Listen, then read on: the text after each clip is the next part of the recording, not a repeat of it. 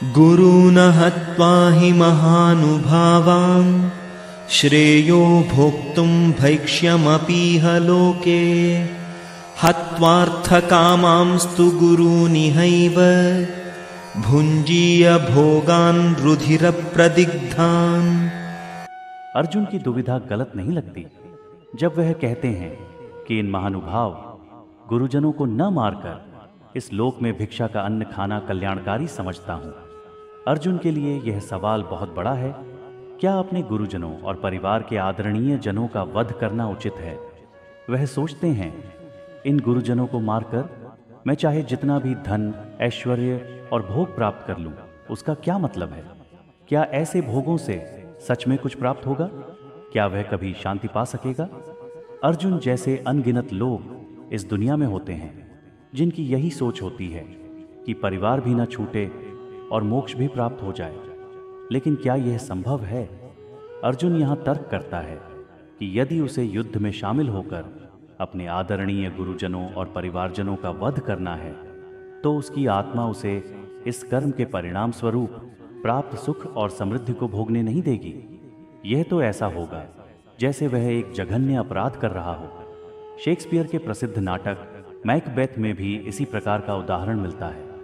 Macbeth ने सोते हुए राजा का वध कर दिया और उसकी रानी ने उसे उकसाया कि वह सिंहासन प्राप्त कर ले। लेकिन एक बार जब उसने वह जघन्य अपराध कर दिया तब वह चैन से सो नहीं सका। उसकी आत्मा उसे बार बार धिक्कारने लगी। इसी तरह अर्जुन भी महसूस करता है कि यदि वह अपने गुरुजनों और बंधु बांधवों का वध कर देगा तो उसकी आत्मा उसे कभी शांति से जीने नहीं देगी। उसकी आत्मा रक्त से सने हाथों के साथ कोई भी सुख भोगने से इनकार कर देगी। तो क्या यह युद्ध लड़ना सही है? क्या अर्जुन को उन लोगों के खिलाफ हथियार उठाना चाहिए जिनसे वह स्नेह करता है? यही सवाल है जो अर्जुन को इस समय अंदर तक झकझोर रहा है। न चैतद्विद्मः कतरन्नो गरीयो यद्वा जयेम यदि वा नो जयेयुः यानेव हत्वा न जिजीविषामः तेव स्थिताः प्रमुखे धार्तराष्ट्राः। अर्जुन के मन में भयंकर दुविधा थी। वह कहते हैं, हे कृष्ण, हम नहीं जानते कि हमारे लिए युद्ध करना श्रेयस्कर है या युद्ध से विरत हो जाना।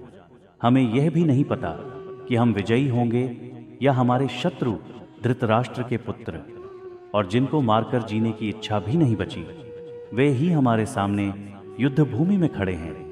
यहाँ अर्जुन की स्थिति को समझना मुश्किल नहीं है। जिन लोगों के साथ हम इतने आत्मीय संबंध रखते हैं, क्या उन पर विजय प्राप्त कर जीवन में सच्चा सुख मिल पाएगा?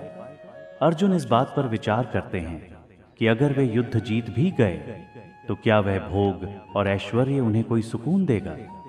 क्या अपनों का संहार करके मिले ऐश्वर्य का कोई महत्व होगा? अर्जुन की इस दुविधा के पीछे गहरी नैतिक उलझन छिपी है। भीष्म, जो ब्रह्मचर्य और सत्य के प्रतीक थे, द्रोणाचार्य, जिन्होंने अर्जुन को धनुर्विद्या सिखाई, ऐसे महापुरुषों से अर्जुन कैसे युद्ध कर सकता था? उसे लगता था कि चाहे वह युद्ध जीत भी जाए, उसके बाद जीवन का कोई उद्देश्य नहीं बचेगा। लेकिन कृष्ण जानते थे कि अर्जुन को अपने कर्तव्यों से मुंह मोड़ना उचित नहीं। अर्जुन की शंका यह थी कि यदि हम धर्म का पालन करते हुए भी अपनों का वध करते हैं तो क्या यह सही होगा? अपने कर्तव्यों को निभाने के लिए क्या हमें अपने रिश्तों की परवाह नहीं करनी चाहिए? दोस्तों, यह दुविधा केवल अर्जुन की नहीं है।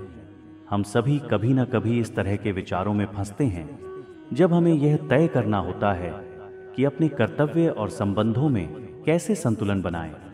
अर्जुन इसी मानसिक द्वंद्व में फंसा हुआ था। अर्जुन आगे कहता है, हमारे कर्म केवल हमारे हाथ में होते हैं। भविष्य में क्या होगा यह कोई नहीं जानता। लेकिन क्या अपने कर्म को निभाने के लिए अपनों को मारना सही होगा? इस प्रश्न का उत्तर सरल नहीं है और यही अर्जुन की सबसे बड़ी उलझन थी। श्री कृष्ण उसे यह सिखाने वाले थे कि जीवन का वास्तविक धर्म क्या है। वह धर्म जो हमें हमारी जिम्मेदारियों का सामना करने और उनके पालन में संकोच न करने के लिए प्रेरित करता है।